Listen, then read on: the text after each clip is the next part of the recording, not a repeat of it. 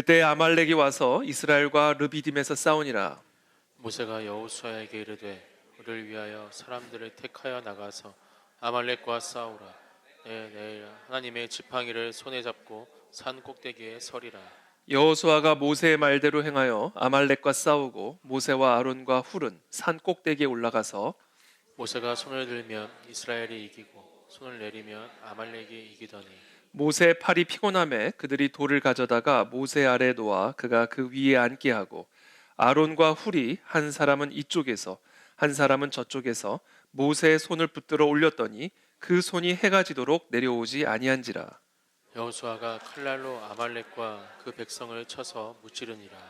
여호와께서 모세에게 이르시되 이것을 책에 기록하여 기념하게 하고 여호수아의 귀에 외어 들리라. 내가 아말렉을 없이하여 천하에서 기억도 못하게 하리라. 모세가 제단을 쌓고 그 이름을 여호와 니시라 하고 함께 읽습니다. 이르되 여호와께서 맹세하기를 여호와가 아말렉과 더불어 대대로 싸우리라 하셨다 하였더라. 아멘.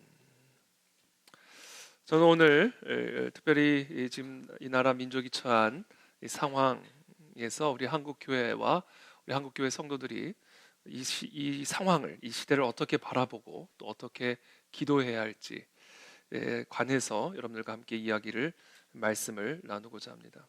지금 대한민국은 내전 중입니다. 그리고 체제 전쟁 중입니다. 그리고 그 대한민국에서 벌어지고 있는 현재 이 체제 전쟁의 6가지 전선에 관해서 우리가 함께 나누고 오늘 이 밤에 함께 기도하는 시간이 되기를 바랍니다. 사도 바울은 자신의 제자 디모데에게 보내는 편지에서 이 기도에 대해서 권면을 하면서 가장 첫 번째로 나라의 임금과 높은 지위에 있는 사람들을 위해서 기도할 것을 권면했습니다. 디모데전서 2장 1절부터 4절이죠. 그러므로 내가 첫째로 권하노니 기도에 대해서 지금 사도 바울이 디모데에게 첫 번째로 권하는 것은 모든 사람을 위하여 간구와 기도와 도구와 감사를 하되 가장 첫째로 임금들과 높은 지위에 있는 모든 사람을 위하여 하라. 이는 우리가 모든 경건과 단정함으로 고요하고 평안한 생활을 하려 함이라. 이것이 우리 구주 하나님 앞에 선하고 받으실 만한 것이니 하나님은 모든 사람이 구원을 받으며 진리를 아는 데 이르기를 원하시느니라. 자, 지금 사도 바울이 디모데에게 가장 먼저 임금과 높은 지위에 있는 사람들을 위해서 기도할 것을 권면하는 가장 첫 번째 이유는 우리가 모든 경건과 단정함으로 고요하고 평안한 생활을 하기 위해서다라는 겁니다. 차별금지법 통과돼 보세요. 경건한 삶을 살아갈 수 있겠습니까? 경건과 단정함으로 고요하고 평안한 생활을 하기 위해서 임금들과 높은 지위 있는 사람들을 위해서 기도하라 이렇게 명령합니다. 이것을 조금 바꿔 말하면 우리가 경건하고 평안하고 단정한 고요한 생활을 하기 위해서 우리에게 제일 중요한 게 있는데 그것은 바로 자유입니다. 자유를 빼앗긴 상태에서는 우리는 절대로 고요하고 단정하고 경건하고 평안한 생활을 할 수가 없습니다. 지금 우리 바울이 이야기하는 경건, 단정함, 고요하고 평안한 생활을 위해서 가장 필요한 것이 있는데 그것은 바로 자유입니다. 그래서 우리 주님께서 우리를 죄와 사망의 저주로부터 자유케 하시기 위해서 오신 거예요. 그래서 종의 멍에를 다시 매지 말라 이렇게 말씀하시는 겁니다. 자유, 죄로부터의 자유, 사망으로부터의 자유, 온갖 억압으로부터의 자유입니다. 자유, 정치적인 자유, 경제적인 자유, 사회 문화적인 자유. 이 자유를 박탈당하면 우리는 절대로 경건하고 단정하고 고요하고 평안한 생활을 살 수가 없어요. 여러분 우리 코로나 계엄 시대에 여러분 어떠셨습니까? 자유롭게 다닐 수도 없고 만날 수도 없고 모일 수도 없고 삼각 경기를 하는 것도 아니고 3인 1초가 돼가지고 식사를 하러 들어가야 되고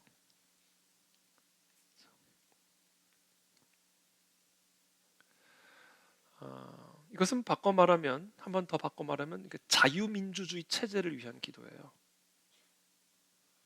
오늘날 이 현대 인류사에 있어서 개개인의 자유를 가장 효율적으로 효과적으로 보장하고 있는 정치 체제는 자유민주주의 체제입니다. 공산주의 체제가 사람의 개인의 각자의 자유를 보장합니까? 사회주의 체제가 여러분 개인들의 자유를 보장해 줍니까? 아닙니다. 지금 현대 인류사에서 자유민주주의 체제, 완벽하지는 않지만 자유민주주의 체제만큼 개개인의 인종과 성별과 나이 신분을 초월하여 개개인의 자유를 보장하는 정치 체제는 존재하지 않습니다. 그런 의미에서 우리의 모든 경건과 단정함과 고요하고 평안한 생활을 위해서 우리의 임금들과 높은 지위에 있는 사람들을 위해서 가장 첫 번째로 기도해야만 하는 이유는 오늘날 현대적인 언어로 바꿔 말한다면 자유민주주의 체제가 유지되게 하기 위해서다. 두 번째 이유는 3절에 이렇게 말하죠. 이것이 우리 구주 하나님 앞에 선하고 받으실 만한 것이니, 이렇게 얘기합니다. 바로 이와 같은 기도가 우리 구주 하나님 앞에서 선하고 받으실 만한, 그러니까 연락하시는 기도, 하나님이 기뻐하시는 하나님의 뜻에 합당한 기도다라는 거예요. 하나님은 이 땅에 지도자들을 세우시고 그들에게 하나님의 권위를 부여하셨죠. 이 땅의 모든 권위는 하나님으로부터 받은 권위라고 분명히 말씀하시죠. 이 땅의 모든 지도자는 하나님이 세우셨고 그 지도자들에게 하나님의 권위를 부여하셔서 이 세상이 하나님의 권위와 통치하에 샬롬을 누리도록 창조 질서를 창조하셨어요.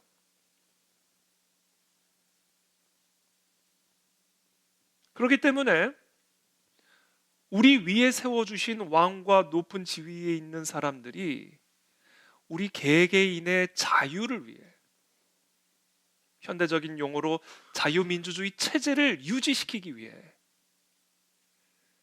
그들이 올바르게 이 땅을 통치하는 것을 위해 기도하는 것은 하나님의 질서와 통치가 모든 만민 가운데 이루어져서 모든 만민들이 참된 자유와 경건과 평안한 생활을 누리게 하기 위한 것이므로 이것은 하나님이 기뻐하시는 하나님의 뜻에 합당한 기도다, 그 얘기를 하는 거예요. 그리고 마지막 세 번째 이유를 사도 바울이 이야기를 하는데, 그것은 하나님은 모든 사람이 구원을 받으며 진리를 아는 데 이르기를 원하시느니라. 자유 가운데서도 정치적인 자유, 경제적인 자유, 사회 문화적인 자유들이 있지만 자유 중에서도 제일 중요한 자유가 있는데 그것은 종교의 자유입니다. 그래야 영원한 생명 하나님의 나라에 들어갈 수가 있기 때문에 그렇습니다. 자유민주주의 체제를 위해서 우리가 기도해야 하는 이유 중에 가장 중요한 이유는 자유롭게 하나님을 예배하고 자유롭게 하나님을 전하고 자유롭게 하나님의 말씀을 가르쳐서 모든 사람이 진리를 통해 구원에 이르게 하기 위한 거다라는 거예요. 영원한 생명의 샬롬을 누리게 하기 위한, 단순히 이 땅에서의 샬롬뿐이 아니라 더 나아가 저 영원한 하나님의 나라에서의 영원한 샬롬에 이르게 하기 위해서 이 땅에서의 자유민주주의 체제를 지키는 것은 너무 중요한 일이고, 우리의 왕과 높은 지위에 있는 자들이 그와 같은 자유민주주의 체제를 통해 올바르게 통치할 수 있도록 우리가 기도하는 것은 우리가 모든 사람을 위해서 기도하지만 가장 먼저 제일 중요하게 여겨야 할 기도다라고 사도 바울이 디모데에게 가르쳐주고 있는 겁니다. 많은 사람들이 목사가 교회 강단에서 이 정치적인 설교를 하거나 또 성도들이 교회 안에서 정치적인 이야기를 하면 안 된다라고 이야기를 합니다. 교회는 정치적인 중립을 지켜야 하고 교회 안에서 정치적인 이야기를 하는 것은 옳지 않다, 이렇게 이야기를 합니다. 합니다. 왜냐하면 사람들마다 각자 자신만의 정치적인 관점과 입장을 가지고 있고 또 그럴 자유가 있기 때문입니다. 그렇기 때문에 교회에서 어떤 영적 권위를 가지고 어느 한쪽의 입장만을 편향적으로 주장하거나 강요를 하게 되면 그것은 상대방의 자유를 침해하는 것일 뿐만 아니라 교회와 사회의 연합을 파괴하고 불필요한 갈등과 소모적인 논쟁을 일으킬 수 있기 때문에 그렇습니다. 일견 맞는 말입니다. 그것이 비록 잘못된 관점이어도 그 잘못된 관점을 가질 자유가 있는 거예요. 그 자유를 존중해 줄 필요도 있는 겁니다. 선악과를 먹을 수 있는 자유를 주신 하나님. 그렇죠?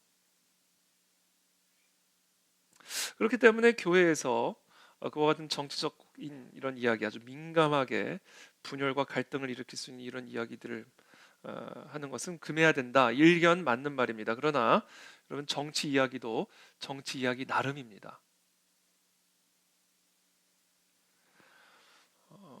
일제 치하로부터의 독립을 위해서 목숨을 걸고 싸웠던 독립운동의 핵심 지도자들은 대부분이 크리스천들이었습니다.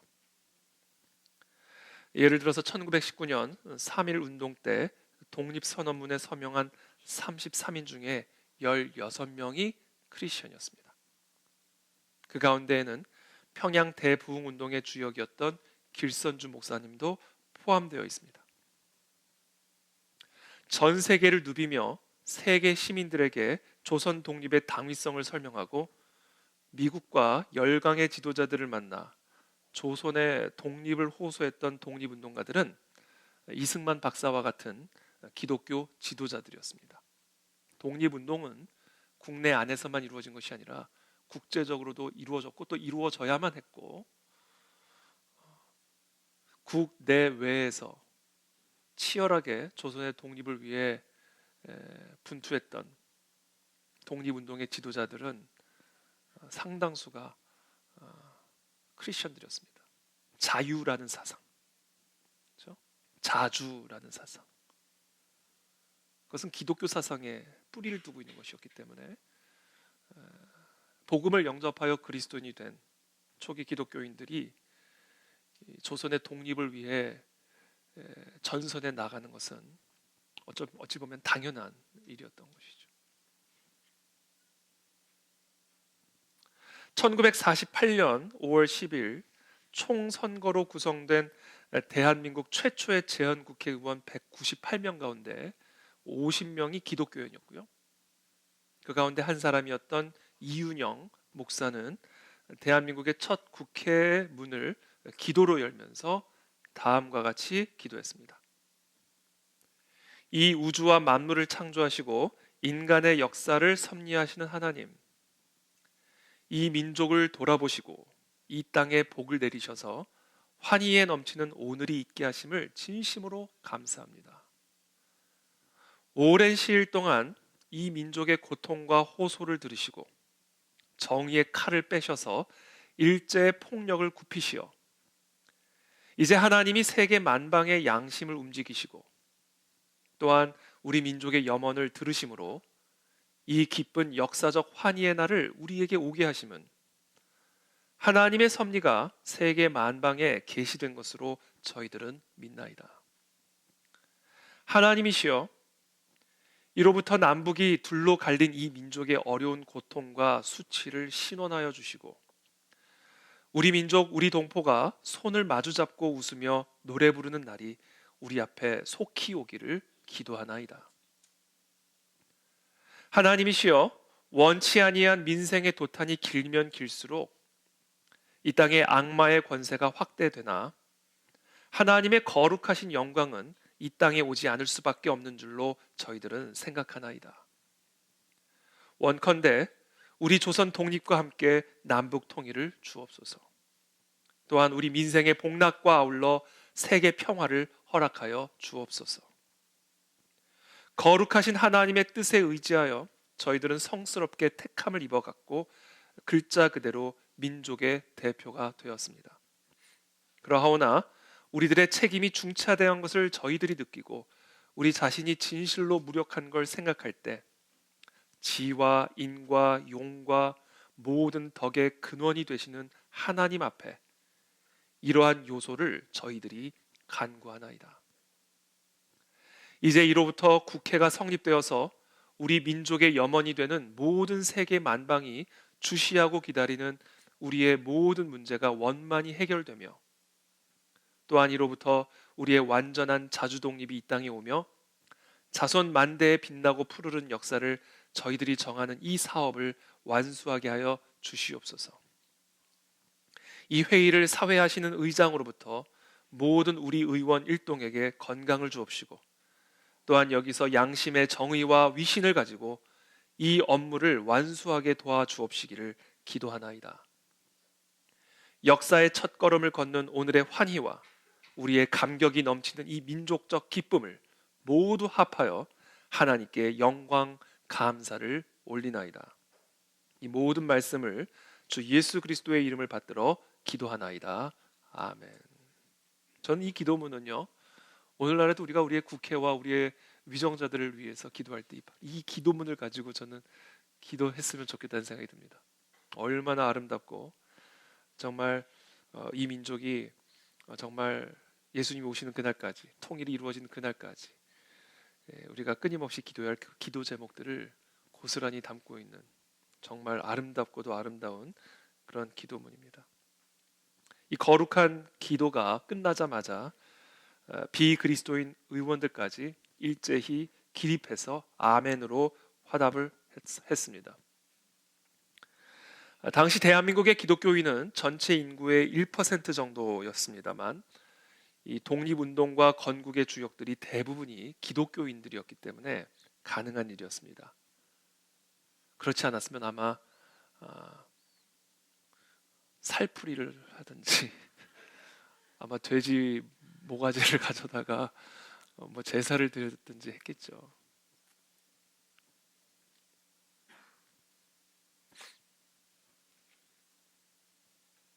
대한민국의 시작이 바로 이와 같은 두 분의 장로님, 이승만 정동제일교회 장로님과 남산교회 이윤영 목사님의 기도로 시작된 그런 나라가 바로 대한민국입니다. 대한민국의 뿌리는 그렇기 때문에 복음이고 예수 그리스도이십니다. 그러나 현재 대한민국의 이 정치적인 상황은 사실상 전시와 사변에 주하는 국가 비상 상태입니다. 지난 70여 년간 지금의 대한민국을 가능하게 만들어 주었던 대한민국의 자유민주주의 체제를 무너뜨리고자 하는 반국가 세력과 그와 같은 위협으로부터 대한민국을 지키고자 하는 애국 자유민주주의 세력 간에 펼쳐지고 있는 체제 전쟁이 대한민국 안에서 현재 내전의 형태로 벌어지고 있는 것이 지금의 대한민국 정치 상황입니다. 그리고 이와 같은 전쟁은 본질적으로 영적인 전쟁입니다. 왜냐하면 대한민국은 하나님이 마지막 때에 쓰시기로 선택하신 하나님의 민족이기 때문에 그렇습니다.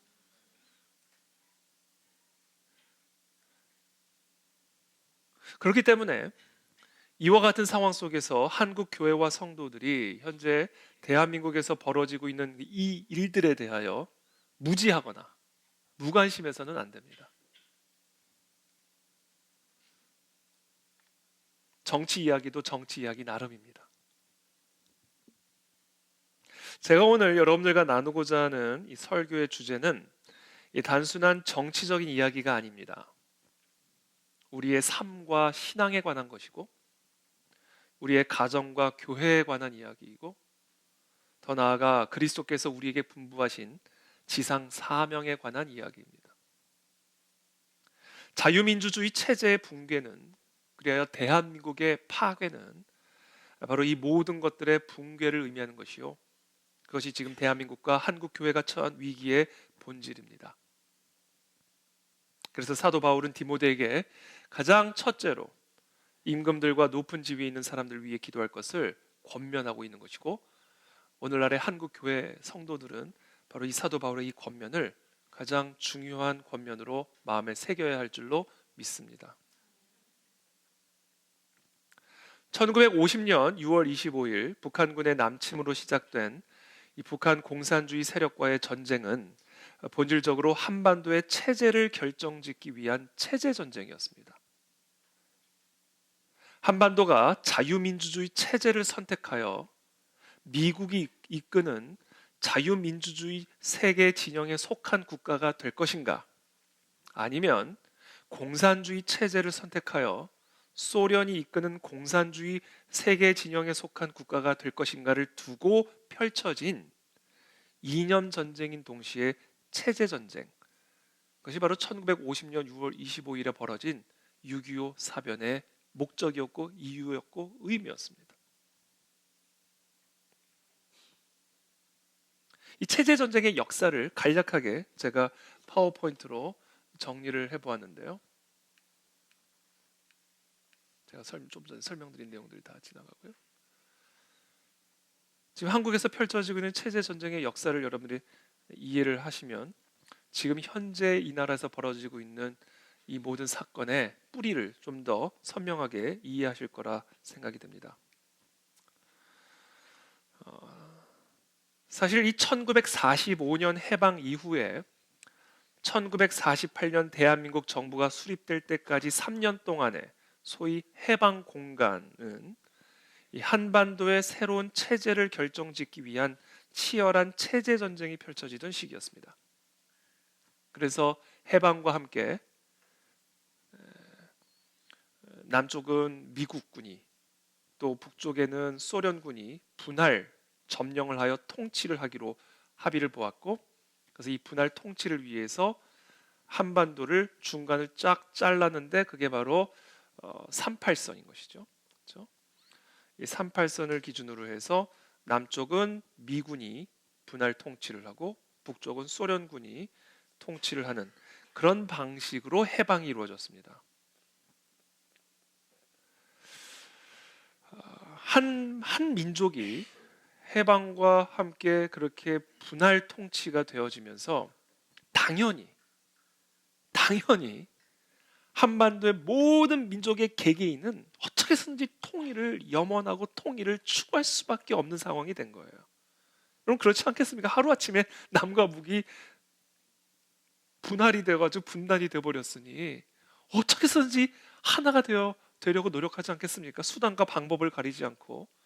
그건 너무나 지극히 당연한 민족적인 열망이고 갈망이었겠죠.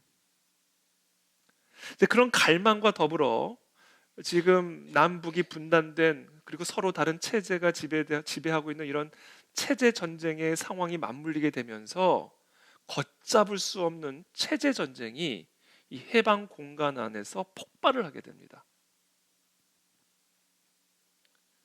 그런 가운데 1945년 9월 20일 그러니까 해방 직후죠.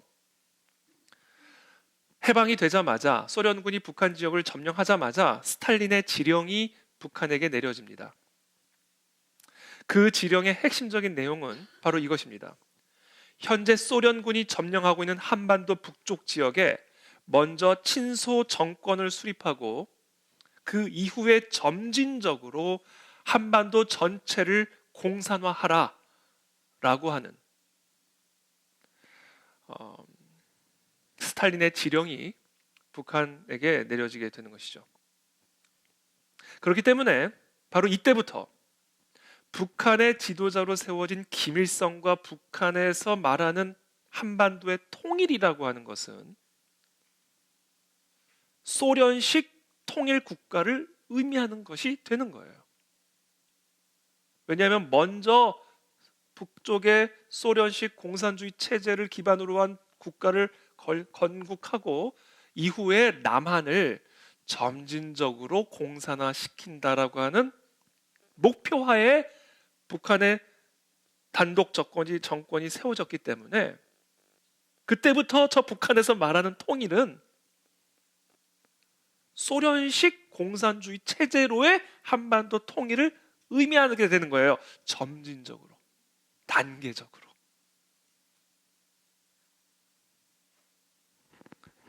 그렇기 때문에 남과 북이 함께 모여서 손에 손을 붙잡고 우리의 소원은 통일 노래를 할 때 우리는 통일 노래 딱 부르다가 중간에 정색을 하고 어떤 통일? 물어봐야 돼. 거기에 취해가지고 막 우리는 하나 한민족 이러고 있으면 안 된다는 거야. 너 무슨 통일이냐? 그 얘기를 물어봐야 돼.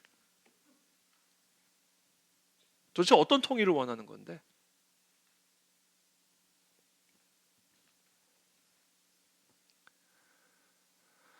그와 같은 지령을 받은 이후에 1945년 10월, 그러니까 되게 빠르게 진행이 된 거예요. 해방이 되자마자 2개월이 지나서 바로바로 일사천리로 일이 진행이 되는 겁니다.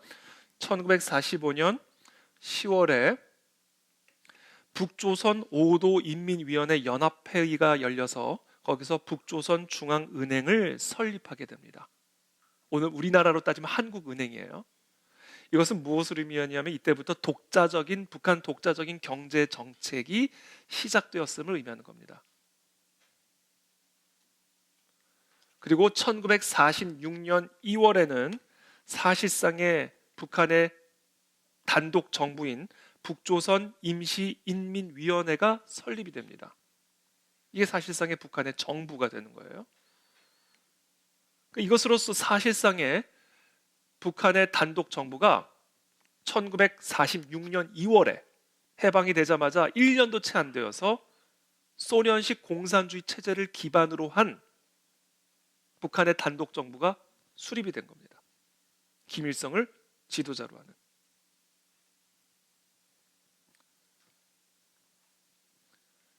이와 같은 사실을 국제 정치 지형에 정통한 이승만 박사는 정확하게 간파를 하고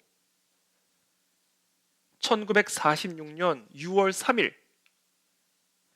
전라북도 정읍에서 소위 말하는 정읍 선언을 하게 됩니다. 위대한 역사적 선언입니다. 그 정읍 선언의 내용은 다음과 같습니다.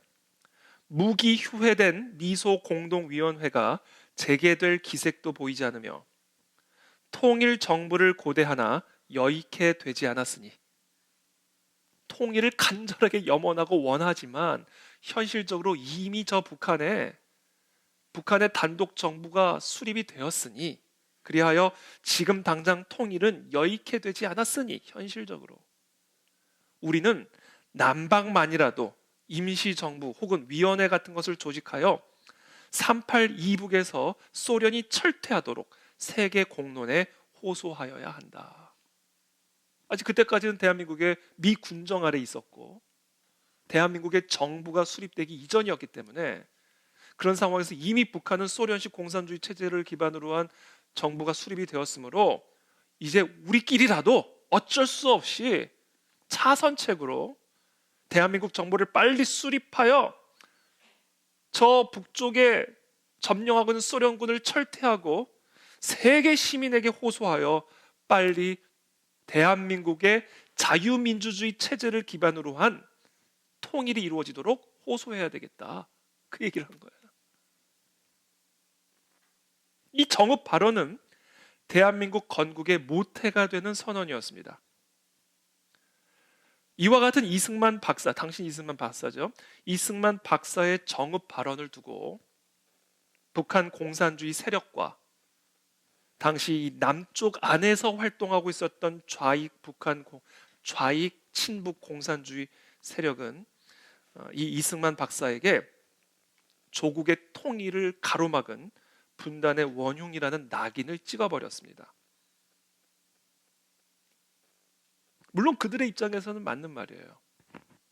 대한민국 안에서 자유민주주의 체제를 기반으로 한 정부 수립을 하게 됨으로써 북한에서 꿈꾸고 소련이 꿈꾸고 있는 공산주의 체제를 기반으로 한 조국의 통일이 사실상 물 건너가서 불가능하게 되었기 때문에 그들의 입장에서 이승만은 조국의 통일을 회방한 분단의 원흉이 맞는 겁니다.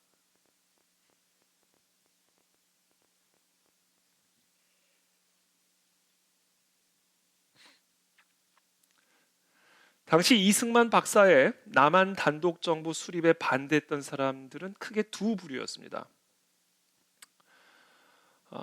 첫째는 당연히 남조선과 북조선이 소련식 공산주의 체제로 통일이 되어야 한다고 아주 열렬하게 믿었던 골수 좌익 공산주의 세력들,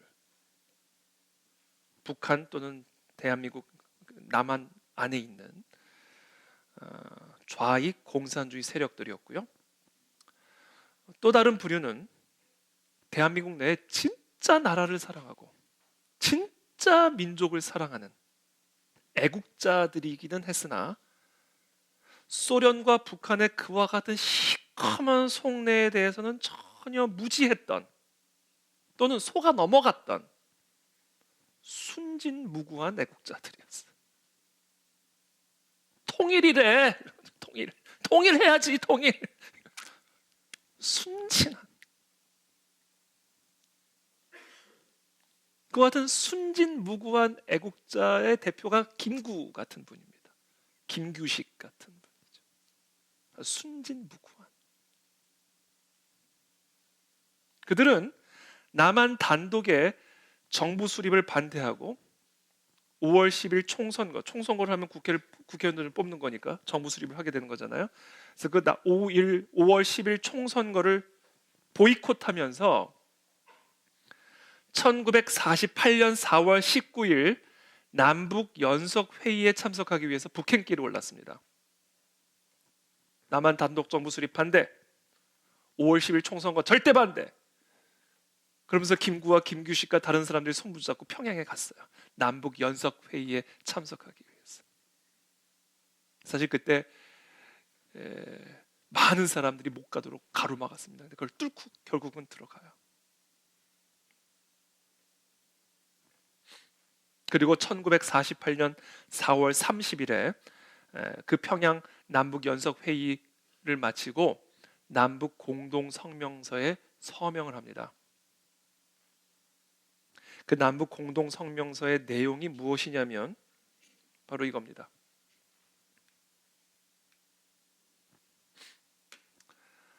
크게 네 가지 문항인데요. 첫 번째 읽어드릴게요. 소련이 제의한 바와 같이 우리 강토에서 외국 군대가 즉시에 철거하는 것은 우리 조국에서 조성된 곤란한 상태 하에서 조선 문제를 해결하는 가장 정당하고 유일한 방법이다. 주한미군 철수랑 똑같은 얘기입니다.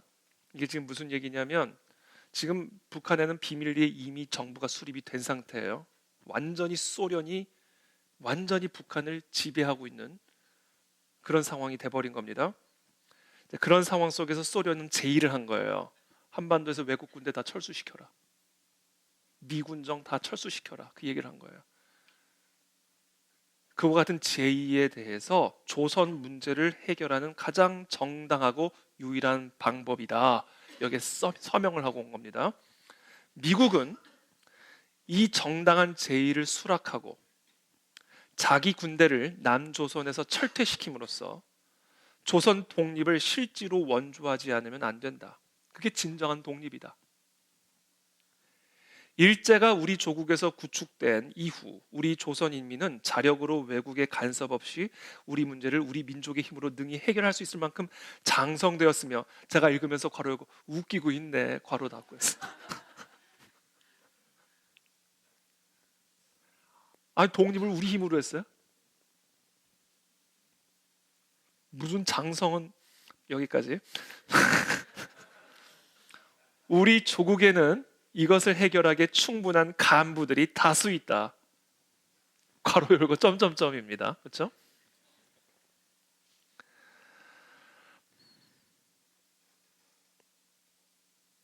두 번째, 남북 정당 사회 단체 지도들은 우리 강토에서 외국 군대가 철퇴한 후에 내전이 발생할 수 없다는 것을 확인하며, 또 그들은 통일에 대한 조선 인민의 지망에 배치하는 여하한 무질서의 발생도 용어하지 않을 것이다. 남북 정당 사회 단체들 간의 전취 약속은 우리 조국의 완전한 질서를 확보하는 튼튼한 담보이다. 이것은 1950년 6월 25일에 거짓말이에요. 새빨간 거짓말이라는 게 그대로 드러났죠. 세 번째, 외국 군대가 철퇴한 이후 좌기 재정당 단체들은 공동 명의로서 전 조선 정치회의를 소집하여 조선 인민의 각종 각계를 대표하는 민주주의 임시정부가 즉시 수립될 것이며 국가의 일체 정권은 정치, 경제, 문화 생활의 일체 책임을 갖게 될 것이다. 참고로 이미 북조선에는 정부가 세워졌기 때문에 미군이 남한에서 철수를 하고 임시정부가 즉시 수립이 되면 그것은 무조건 공산주의식의 북한 중심적 정부가 수립될 수밖에 없는 그런 상황이 된 겁니다. 지금 그것을 꿈꾸고 있는 거예요. 그것을 의도하고 있는 거죠. 이 정부는 그 첫 과업으로 일반적, 직접적, 평등적 비밀투표로서 통일적 조선 입법기관을 선거할 것이며 선거된 입법기관은 조선 헌법을 제정하여 통일적 민주정부를 수립하여야 할 것이다. 네 번째, 상기 사실에 의거하여 본 성명서에 서명한 제정당 사회단체들은 남조선 단독 선거의 결과를 결코 승인하지 않을 것이다. 또 이러한 선거로서 수립되는 단독 정부를 결코 인정하지 않으며 지지하지 않을 것이다. 여기에 서명을 하고 온 겁니다. 지금 이 네 가지 1948년 공동성명서는 지금도 동일하게 약간의 언어와 용어만 바뀌어서 동일하게 계속해서 흘러오고 있습니다.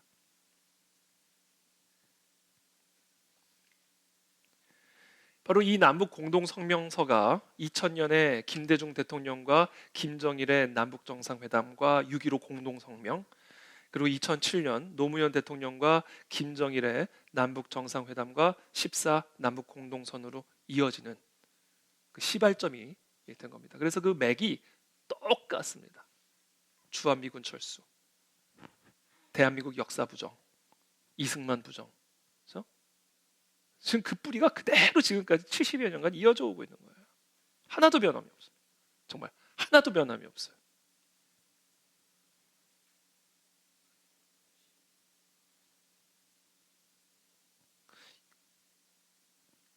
그 뜻을 이루기 위해서 결국에는 6.25 전쟁이 터진 거예요.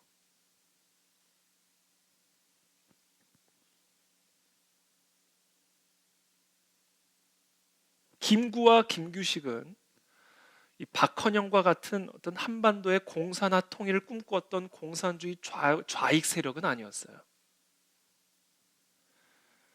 그들은 어떻게 보면 정말 진심으로 나라와 민족을 사랑하고 통일된 민족을 여망했던 애국자였습니다. 그러나 순진한 애국자였습니다. 현실 감각이 부족했던 이상주의적인 로맨티스트, 내가 너를 위해서 별 따다 줄게, 이런 거죠. 이상주의적 로맨티스트.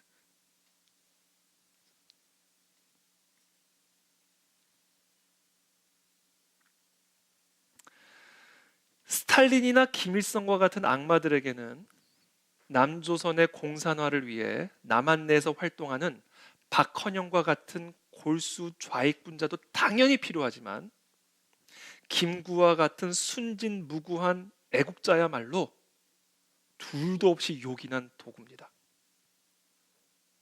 김구가 갖고 있는 그런 민족주의적인 애국심,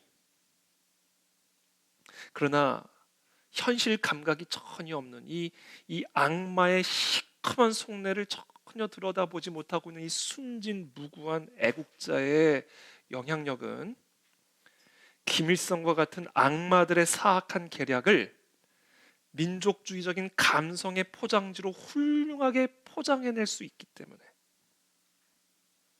김구와 같은 사람, 이런 민족주의적인 애국자들은 그러나 현실 감각이 전혀 없는 그 어두운 시커먼 그들의 속내를 간파할 수 없는 그런 어떤 약간은 좀 이렇게 어리석은 그런 사람들은요, 둘도 없는 동역자입니다.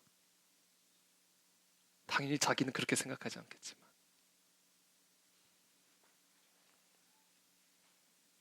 우리는 하나, 우리끼리, 우리는 한민족.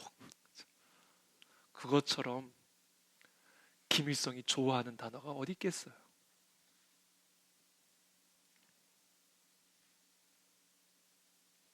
바로 이 프레임이, 이 역사관의 프레임이 바로 이 해방 공간 안에서 싹 그냥 뿌리를 내려버린 거예요. 뿌리를 내린 거예요. 이 악마 같은 자들이. 이런 박헌영 같은 악마의 부역자들을 사용해서 그리고 김구와 같은 순진무구한 로맨티스트들을 악용하여 대한민국의 역사의 뿌리에, 체제의 뿌리에 그런 프레임을 그냥 딱 심어놓고 그게 지금 30년, 70년, 100년이 지나가도록 계속해서 이 프레임대로 나아가서 결국에는 대한민국의 체제를 붕괴시키고 북한식 공산주의 체제로 한반도를 통일하고자 하는 그 지상 목표를 향해 지금도 변함없이 한 번도 중단하지 않고 지난 70여 년간 쭉 지금 달려오고 있는 겁니다. 한반도가. 이와 같은 프레임 또는 이와 같은 지금 이 메커니즘, 이것은 지난 70여 년간 매우 효과가 있었고 지금도 매우 유효한 상태입니다. 민주화 운동이라고 하는 가면 뒤에서 섞여져. 그러니까 밀과 가라지는요 지금 섞여 있는 거예요. 진정한 로맨티스트와 이런 시커먼 속내를 가진 여우 같은 늑대와 같은 이 열렬한 공산주의 좌익 세력이 지금 대한민국 안에서 합쳐져 있는 겁니다. 그러니까 일반 국민들은 그거 분별 못합니다. 어떻게 분별하겠어요? 밀과 가라지는요 이건 하나님만이 분별하실 수 있는 거예요. 그러니까 다 미혹을 당하는 겁니다. 민주화 운동의 그 감성적인 그런 프레임 배후에서 공산주의 운동이 지금 이루어지고 있는 것이고 국가적인 참사들, 국가적인 슬픔을 사용해서 예컨대 세월호 사건이라든지 이태원 참사 사건이라든지 하여튼 그것이 어떤 사건이든지 국가적인 참사만 일어나면 그런 국가적인 슬픔을 악용해서 대한민국의 체제를 위협하고 공격하고 대한민국을 흔드는 사람들이 일어나게 되는 거죠. 그 안에는요 분명히 로맨티스트와 악랄한 공산주의자들이 합쳐져 있어요. 그래서 그런 사람들을 우리가 빨갱이라고 이야기를 하면 로맨티스트들이 튀어나옵니다. 지금 우리 보고 빨갱이. 그 사람은 실제로 빨갱이들이 아니거든요. 로맨티스트들일 뿐이에요. 그러니까 그런 로맨티스트들을 빨갱이라고 얘기를 하니까 극우가 돼버리는 겁니다. 답답한 노릇인 거예요 이게. 지금 그 프레임에 지금 갇혀 있는 거예요. 그게 전략이에요. 그게 전략. 그래서 사탄 마귀는 빛의 천사로 가장을 하니까 빛의 천사로 가장하였는데 마귀야 그러면 우리는 이제 마귀가 되는 거예요. 빛의 천사를 마귀라고 얘기했으니까. 그런 프레임에 지금 갇혀 있는 거예요. 왜냐면 이게 섞여 있기 때문에. 섞여 있기 때문에.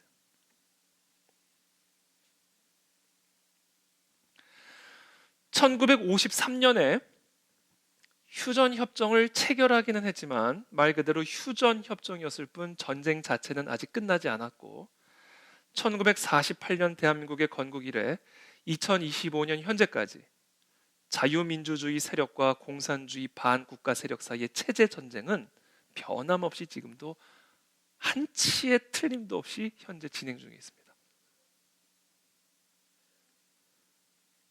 그와 같은 체제 전쟁이 치열하게 전개되고 있는 가운데 대한민국의 이승만 초대 대통령은 이 체제 전쟁에 세계 최강국인 미국을 끌어들여서 한미 방위 수호 조약을 체결하였고 든든한 한미 동맹 관계를 토대로 지난 70여 년간 급격한 정치 사회적인 발전을 이루어서 이제는 세계 열강들과 어깨를 나란히 하는 선진국 반열에 오르게 되었습니다.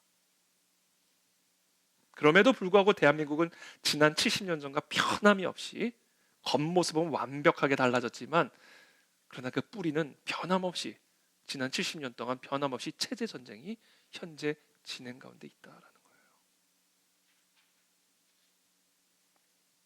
그런데 체제 전쟁의 양상이 조금 달라졌습니다. 대한민국의 자유민주주의 체제를 쓰러뜨리고 공산주의 체제로 한반도를 통일하기 위한 저들의 통일 전술의 전략은 이제 더 이상 1950년도와 같은 총과 칼이 아닙니다. 왜냐하면 세계 최강국인 미국과 동맹을 맺고 있는 대한민국 군대이기 때문에 총과 칼로 저들이 우리를 삼킬 수는 없다는 것을 제일 잘 압니다. 그리고 전쟁은 군사력만 가지고 전쟁하는 게 아니라 경제력이 뒷받침되어야 전쟁이 가능합니다. 전쟁은 총칼로 하는 전쟁은 이미 불가능한 상태가 돼버려요. 그래서 쓰지도 못할 핵무기만 자꾸 그냥 뻥뻥 하늘에 날려버리는 겁니다. 쓰지도 못할 건데 어차피.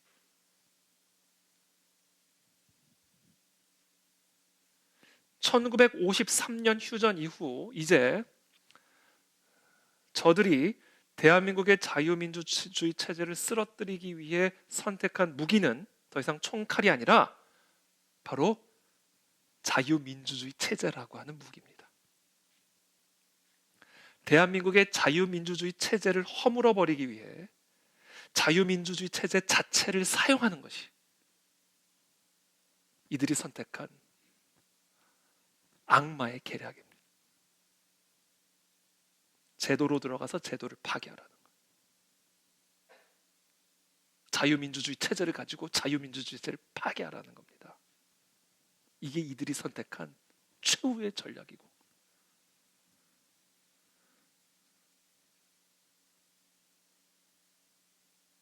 비록 이 전략은 시간이 더딘 단점은 있지만 지난 70여 년을 되돌아봤을 때 아주 효과적인 전략이라는 사실이 입증이 된 거죠. 자유민주주의 체제를 떠받드는 3대 축이 있습니다. 첫째는 대의 민주주의라고 하는 제도입니다. 대의 민주주의, 민주라는 건 다수결의 원칙에 의해서 국민들의 대표를 뽑는 거, 이게 대의 민주주의입니다. 그래서 국민들이 다 정치에 참여할 수는 없는 거 아니에요. 그래서 지역별로 국민들의 대표를 선거로 뽑아서, 다수결의 원칙에 따라 선거로 뽑아서 국민의 대표로 선출을 하는 겁니다. 이게 대의 민주주의예요. 둘째 축이 있는데 그것은 바로 법치주의입니다. Rule of law.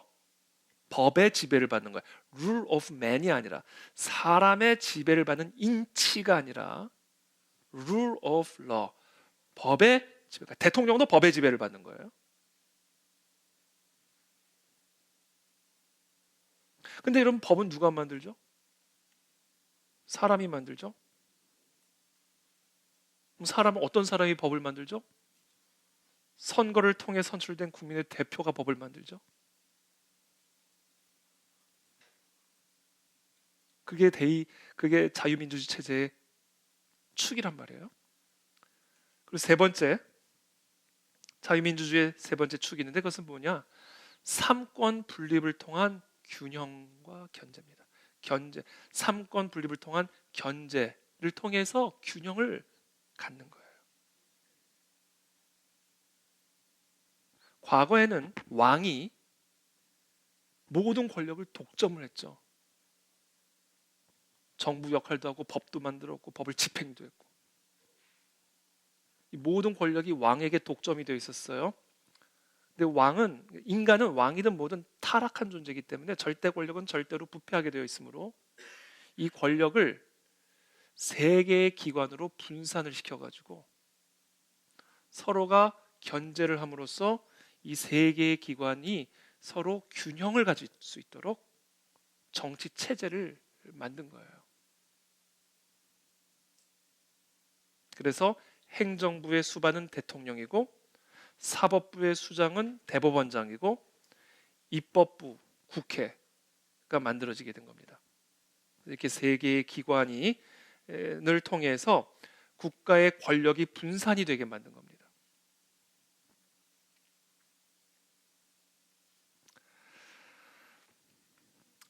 자, 이런 자유민주주의 체제를 떠받들고 있는 3대 축을 먼저 염두에 두고 이 자유민주주의 체제의 치명적인 약점을 우리가 동시에 이해를 해야 합니다. 사실상 자유민주주의 체제는 지금까지 가장 성공적인 정치 제도입니다. 그러나 치명적인 약점이 있는데, 첫 번째, 국민의 대표로 절대로 뽑히면 안 될 사람이 선출될 수 있는 가능성이 있습니다. 무슨 거짓말을 해도 뽑혀, 막 이 사람은.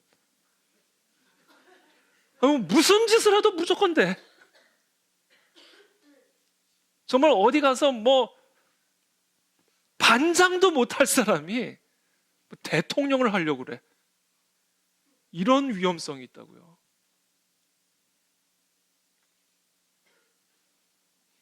둘째, 그게 어떻게 가능해지는가? 자유민주주의는 다수결의 원칙에 의해서 국민의 대표가 선출이 되기 때문에 국민들의 생각만 바꿔놔 버리면 돼요. 그래서 무슨 범죄를 저질러도 저 사람이 대통령이 돼야 된다고 믿게끔 만들어 버리면 되는 거예요. 그리고 아무리 훌륭한 정치 지도자여도 저 사람은 나쁜 사람이야, 그냥 낙인을 찍어버리게 되면 되는 거예요. 그렇기 때문에 이 자유민주주의 체제에서 너무 중요한 게 뭐냐면 국민 여론이에요. 국민들이 어떻게 생각하냐가 너무너무 중요해요. 오죽하면 사법부에서 재판을 할 때도 여론조사를 하잖아요. 아니 무슨 이번에 헌법재판소에서 나는 당도 보지 않고 누구도 보지 않고 국민만을 보고 판결을 하겠다고 아니 헌법재판소가 헌법을 보고 판결을 해야지 무슨 국민을 보고 판결을 해. 이게 자유민주주의 체제의 치명적인 약점이에요.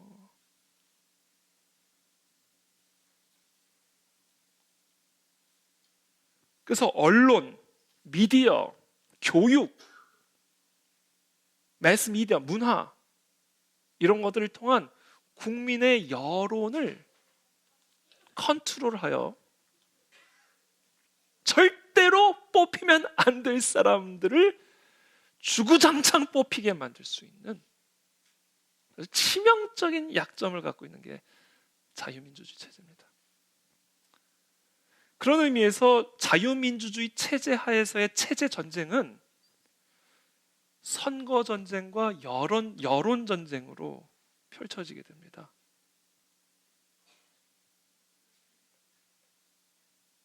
그래서 어떻게 해서든지 선거 관리를 지배해야 되는 거예요. 어떻게 해서든지 여론 관리를 지배해야 되는 거예요. 이거 두 개 잡으면 대한민국은 마음대로 움직일 수 있습니다. 우리 같은 사람들이 어떤 생각을 하는 아무 상관이 없는 거예요.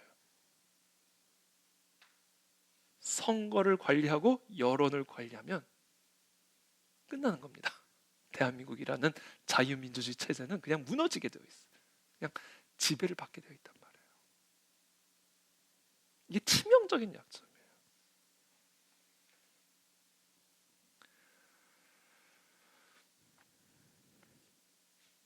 그래서 이 북한 정권이 지난 70여 년간 대한민국 사회에서 가장 공을 들인 것이 대한민국 내의 인재 양성, 다음 세대 양성입니다.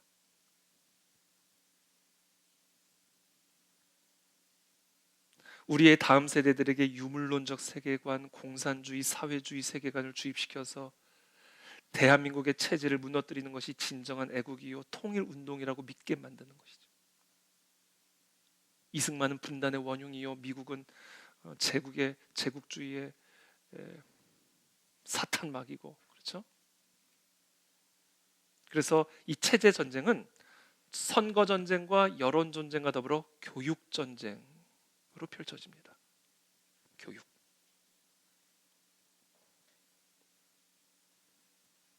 그러니까 선거를 관리를 하고 여론을 관리하고 교육을 관리를 하면 끝나는 거예요, 이 나라는.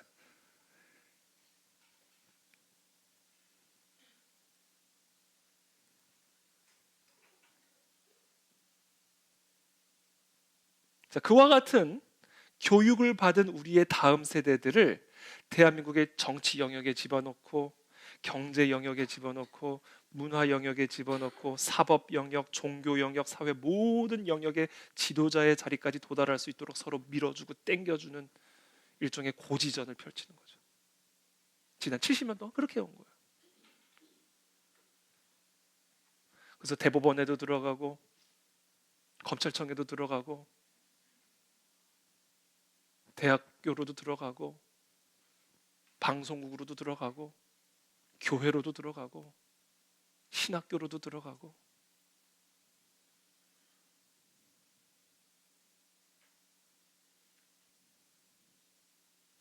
나라가 평온할 때는 그와 같은 지도자의 자리에서 대한민국의 풍요와 번영의 단물을 그냥 겉머리처럼 있는 대로 다 빨아먹으면서 살고 있다가 국가적인 위기 상황이 찾아오거나 대한민국의 체제를 흔들 만한 기회가 찾아오면 그 음흉한 고개를 쳐들고 온갖 만행과 망언을 서슴지 않는 정치가 교수, 목사, 배우, 교사, 판사, 검사, 변호사, 기자들이 우리 사회 이곳저곳에서 바퀴벌레처럼 튀어나와 가지고 순진한 국민들을 선동하여 절대로 국민의 대표가 되면 안 될 사람들이 국민의 대표의 자리에 올라가게 만들어 국민들을 대표하여 대한민국의 체제 자체를 흔드는 그런 메커니즘이 지난 70여 년간 작동해 온 거예요.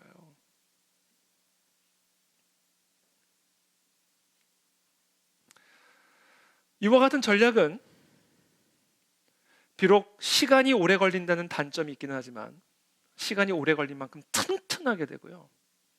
허물 수가 없게 되고요. 거의 완전 범죄에 가까운 결과를 만들어낼 수 있습니다. 왜냐하면 이와 같은 전략은 적어도 표면적으로는 북한 정권이 대한민국 체제를 무너뜨리는 게 아니라 대한민국 국민이 자기들의 손으로 대한민국의 체제를 무너뜨리게 하는 방식이기 때문에 그래요.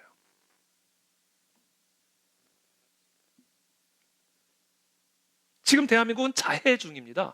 자살 소동 중이에요, 지금.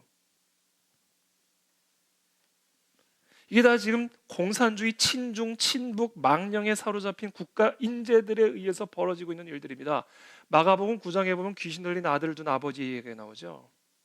불에도 던지고 물에도 던지고 자기 몸을 자기가 막 자해를 해요. 그 왜 그래요? 귀신이 들려서 그런 거예요. 예수님 말씀은 이런 이유는 기도 외에는 나갈 수 없다. 그래서 제가 계속 오로지 기도 외에는 방법이 없다. 이 귀신 들린 이 대한민국, 이 공산주의 친북 망령, 친중 망령에 사로잡힌 이 나라가 깨어날 수 있는 길은 기도 외에는 답이 없다 이거예요. 제자들이 무슨 변론을 해도 아무런 변화가 없잖아요. 효과가 없었잖아요.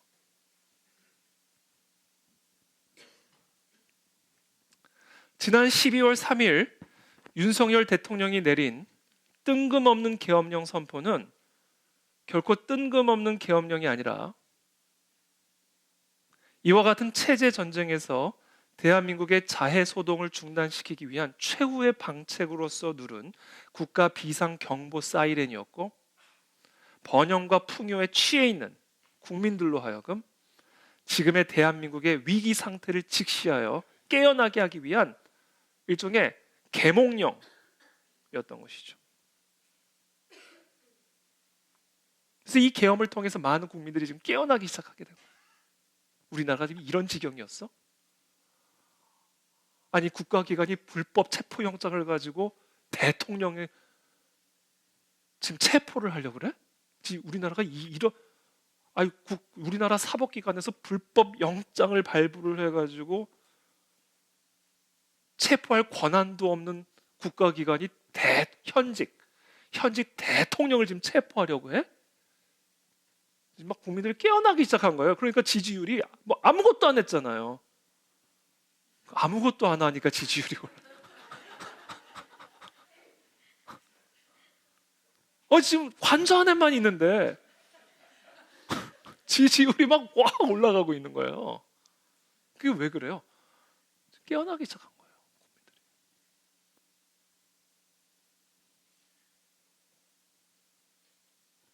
그래서 지금 크게 6가지 전선에서 지금 체제 전쟁이 펼쳐지고 있습니다. 우리는 이 6가지 전선을 정확하게 이해하고 이 전선에 집중적으로 기도를 해야 돼요. 간략하게 말씀드립니다. 첫 번째는 윤석열 대통령을 중심으로 한 법적 투쟁 전선입니다. 공수처는 현직 대통령에 대한 불법적인 체포영장을 발부받아서 경찰을 앞세워서 체포를 시도하다 실패하니까 또다시 불법적인 체포영장을 발부받아 2차 집행에 나서겠다고 하고 있습니다.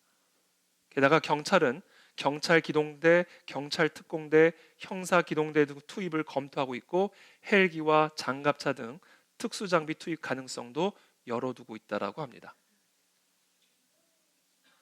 이 형사 기동대는 이제 조폭 잡는 데입니다. 대통령님 조폭이라는 얘기입니까? 경찰 특공대 테러범 잡는 거예요? 지금 대통령이 대한민국 현직 대통령이 지금 테러범이란 말이에요?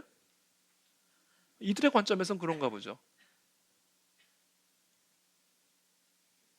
바로 지금 이와 같은 행태야말로 국가 권력을 배제하거나 국헌 문란을 목적으로 병력과 무력을 동원하는 명백한 내란 행위입니다.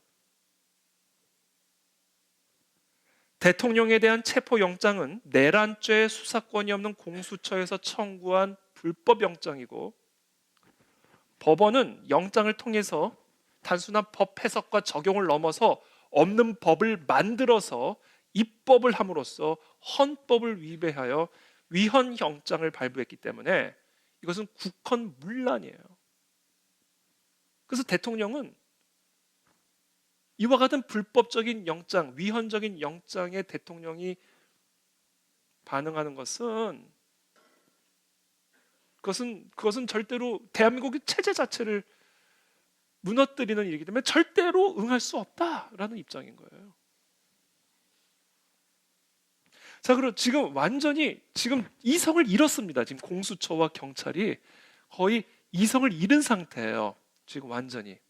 그러니까 그만큼 지금 죽기 살기로 지금 이것을 싸워야만 하는 절박한 상황에 이들이 들어가 있는 거예요.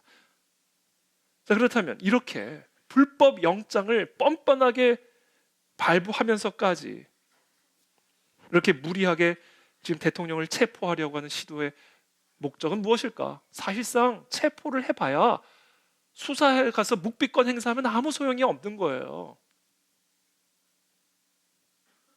체포를 이렇게까지 무리하게 할 일이 아니라고요. 그리고 현직 대통령의 예우를 감안해서 관저에 들어가서 수사를 하고 나오면 되는 거예요. 근데 왜 꼭 수갑을 채워서 관저에서 끌어내겠냐는 거, 내려가냐는 거예요. 그 이유가 뭐냐는 거예요, 도대체. 경찰 특공대까지, 헬기까지, 헬기 동원 못합니다. 근데 그렇게까지 하겠다 가능성을 열어두고 위협을 하는 거죠.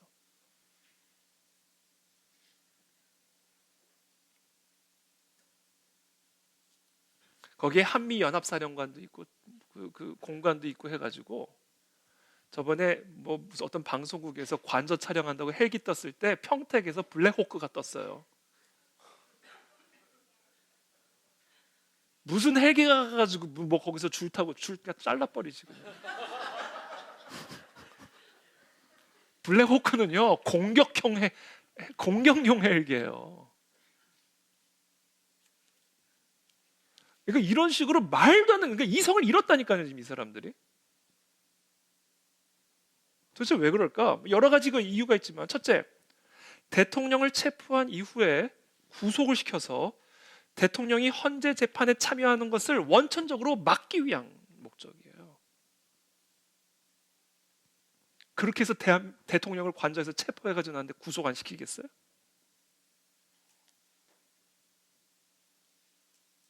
물론 구속 상태에서도 헌재 변론에 참여할 수 있겠죠. 그러나 구속된 상태에서 참여하는 것과 현직 대통령의 신분에서 헌재 재판에 참여하는 것은 이거는 차원이 다르죠.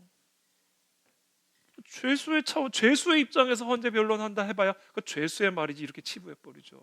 그걸 누가 대통령의 말로 받아들여요? 헌재 변론 끝나고 다시 구치소로 들어가는 그런 대통령의 발언에 무슨 거지가 실린단 말이에요.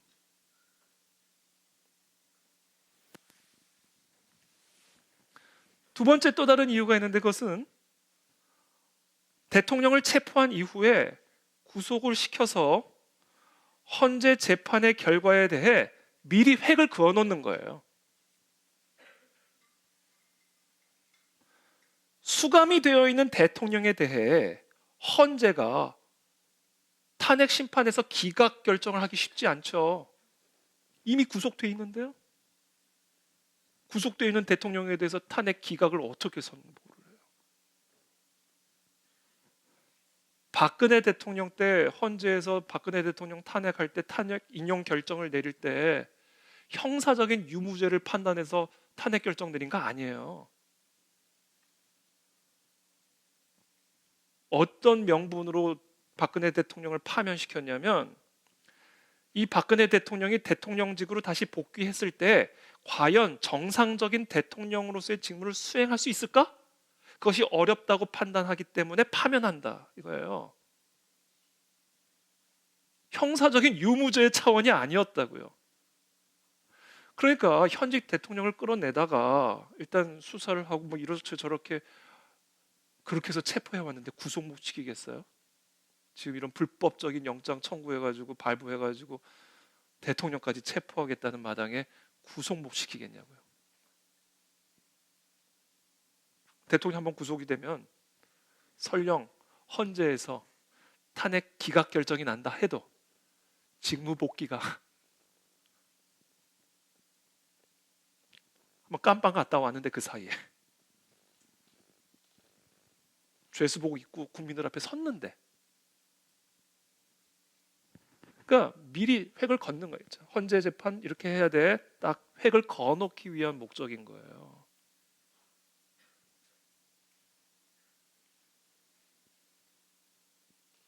그렇게 하면 법적 투쟁은 무너져 버리게 되는 겁니다. 윤석열 대통령의 법적 투쟁은 완전히 무산이 되었고 무산이 되게 되고 계엄령의 가장 중요한 목적이었던 선거관리위원회에 대한 이 입증 그건 완전히 철저하게 무산이 돼버리는 거예요. 그래서 지금 이성을 잃고 정말 미친 개처럼 윤석열 대통령을 끌어내기 위해서 발악을 하고 있는 거예요. 이거는 도저히 정상적인 자유민주주의 국가의 국가기관이라고 볼 수가 없는 행태들입니다.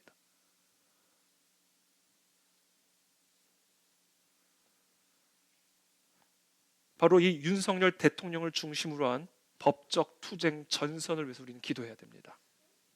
절대로 체포가 무산되게 기도해야 됩니다. 그리고 윤석열 대통령과 변호인단이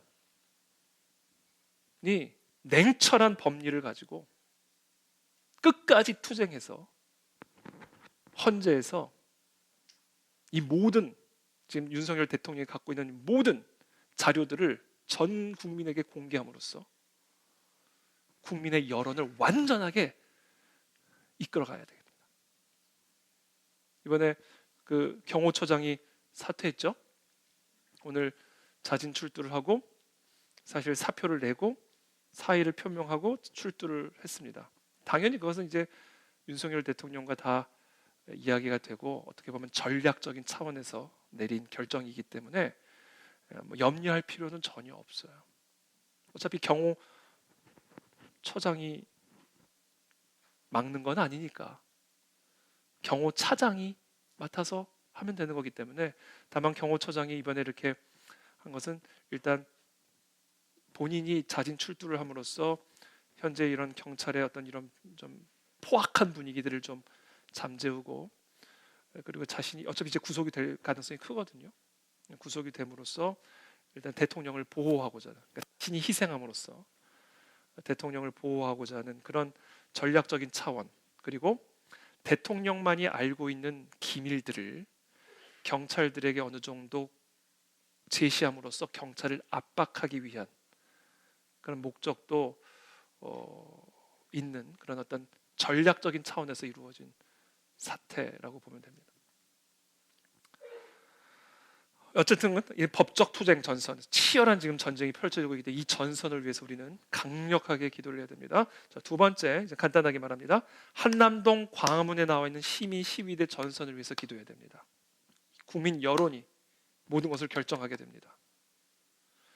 그래서 더 많은 시민들이 깨어서 젊은 세대, 어른 세대 할 것 없이 더 많은 시민들이 특별히 한남동 관저 주변과 광화문 그리고 국회의사당역, 국회의사당 쪽, 의회 쪽, 그리고 강남역 쪽 뭐 어디든 우리가 모일 수 있는 곳에 모여서 지금 이와 같은 상황들을 많은 국민들에게 알리고 깨우치고 그곳에서 기도하고 찬양함으로써 우리가 영적 전쟁을 감당해야 된다는 것이죠. 그래서 이 시민 시위대 전선을 위해서 우리가 기도해야 됩니다.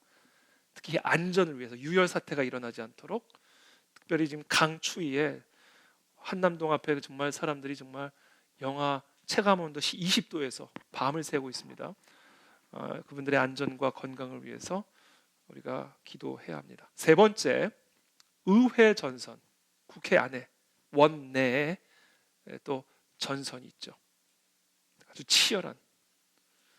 그래서 어저께도 특검법이 부결됐죠. 그러니까 지금 이 국민의힘의 이 국회의원들이 정말 깨어나서 대한민국의 대통령을 지키는 것이 대한민국의 자유민주주의 체제를 지키는 것이라는 사실에 대해서 깨어나서 정치적인 유불리를 떠나서 정말 의회를 지킬 수 있도록 기도해야 됩니다. 지금 몇 명의 소수의 국회의원들이 있어요. 좀 자꾸 딴소리하는 사람들. 정말 밉습니다, 이 사람들. 이 사람들이 생각을 바꾸게 우리가 기도해야 됩니다.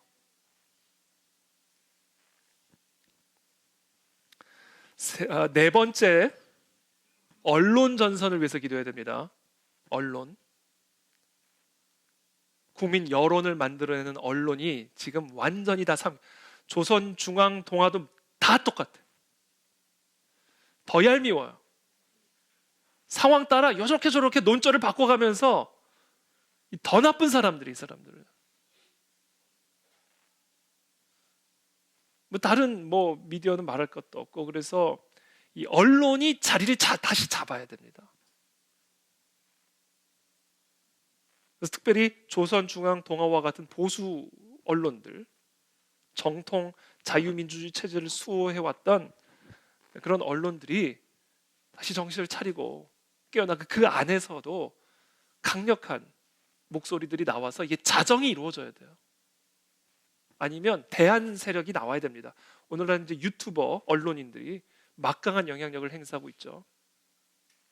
그렇게 해서 이 언론이 대중 일반적인 그런 기존의 언론이든 아니면 유튜버 언론이든 하여튼 이 언론들이 깨어나서 국민의 여론을 선도할 수 있도록 기도해야 됩니다. 다섯 번째는 국제적 전선입니다. 지금 대한민국 안에서 일어나는 이 내전은 사실상 미국과 중국 사이의 이 패권 전쟁의 흐름 속에서 일어나고 있는 거예요. 그렇기 때문에 지금 미국도 지금 대한민국과 똑같은 상황입니다. 도널드 트럼프 대통령 머그샷까지 찍었잖아요. 머그샷. 그리고도 대통령에 당선이 됐잖아요. 2020년에 부정선거였잖아요. 명백한 부정선거였잖아요. 그러니까 지금 미국과 대한민국은 상황이 똑같아요. 그래서 지금 이 전쟁은 지금 물론 우리 대한민국 내부 안에서 일어나는 체제 전쟁이긴 합니다만 이것이 미국과 중국이라고 하는 미국과 친중 친북 세력과의 패권 전쟁 속에서 벌어지고 있는 체제 전쟁이기 때문에 우리끼리 싸워서 될 문제가 아니란 말이에요. 그렇기 때문에 이 국제적인 동맹을 통해서 국제적인 전선을 형성해서 이 싸움을 해야 됩니다. 그래서 미국에 있는 영향력 있는 정계, 재계, 언론계 이 사람들이 대한민국의 지금 현재 처한 정치적인 위기 현실을 미국에 있는 수많은 국민들에게 알게 하고 전 세계 국민들에게 알게 해주고 도널드 트럼프 대통령 이제 1월 20일에 취임하잖아요. 윤석열 대통령과 연합하여 이 전쟁을 같이 싸워야 됩니다. 그것을 위해서 기도해야 됩니다. 근데 지금 이곳저곳에서 좋은 소식들이 계속 들리고 있어요. 골든 창이라고 하는 미국의 아주 또 그 저명한 그런 언론인 또 변호사가 아주 정확하게 지금 대한민국의 현실을 지금 언론 보도를 통해서 나누어 주고 있고요. 캘리포니아의 공화당 의원인 영킴, 한국계 의원이죠. 지금 대한민국의 정치적인 상황에 대해서 정확하게 대한민국 국민들에게 지금 알려주고 있고요. 스티븐 배넌은 이 사람은 이 트럼프 대통령의 선교 전략가입니다. 아주 최측근이에요. 근데 스티븐 배넌이 정확하게 지금 한국의 정치 현실에 대해서 아주 상세하게 지금 이야기하고 있는 걸 보면 이미 도널드 트럼프 대통령은 이미 지금 이 사실을 당연히 알고 있고요. 어느 정도 모종의 뭔가가 이루어지고 있지 않는가라는 추측을 지금 낳게 만들고 있는 거죠. 머세디스 슐랩이라고 하는 ACU 미국 보수주의 연합 의장입니다. 이 사람 역시 도널드 트럼프 대통령의 최측근이고요. CPEC 아시죠? 그 대회 하는 거, 미국 보수주의 대회. CPEC 맞죠? Conservative something.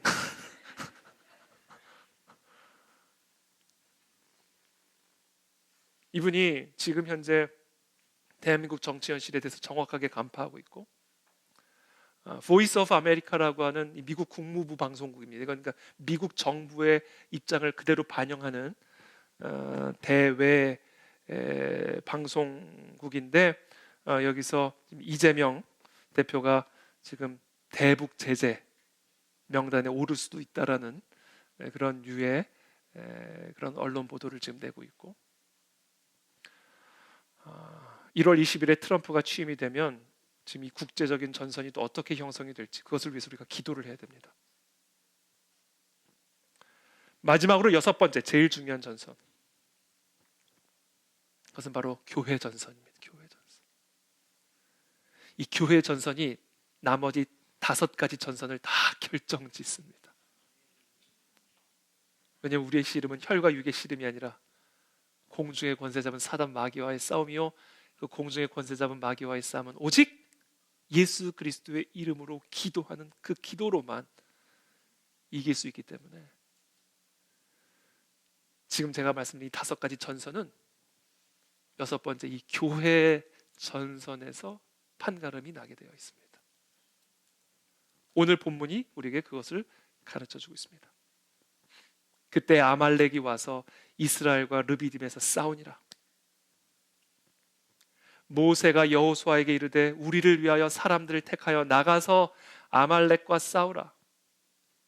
내일 내가 하나님의 지팡이를 손에 잡고 산 꼭대기에 서리라. 여호수아가 모세의 말대로 행하여 아말렉과 싸우고 모세와 아론과 훌은 산 꼭대기에 올라가서 모세가 손을 들면 이스라엘이 이기고 손을 내리면 아말렉이 이기더니 모세의 팔이 피곤함에 그들이 돌을 가져다가 모세 아래에 놓아 그가 그 위에 앉게 하고 아론과 훌이 한 사람은 이쪽에서 한 사람은 저쪽에서 모세의 손을 붙들어 올렸더니 손이 내려가지 못하도록 그 손이 해가 지도록 내려오지 아니한지라. 그러니까 지금 이거 상상을 해보세요. 지금 모세가 손을 올리고 있는데 옆에서 같이 손을 붙잡고 있는 거예요. 그러니까 세 사람이 다 손을 올리고 있는 겁니다. 지금 다 같이 올리고 있는 거예요. 그때 여호수아가 칼날로 아말렉과 그 백성을 쳐서 무찌르느니라. 여호와께서 모세에게 이르시되 이것을 책에 기록하여 기념하게 하고, 기념하게 기억하게 하라 이거예요. 여호수아의 귀에 외워 들리라. 내가 아말렉을 없이하여 천하에서 기억도 못하게 하리라.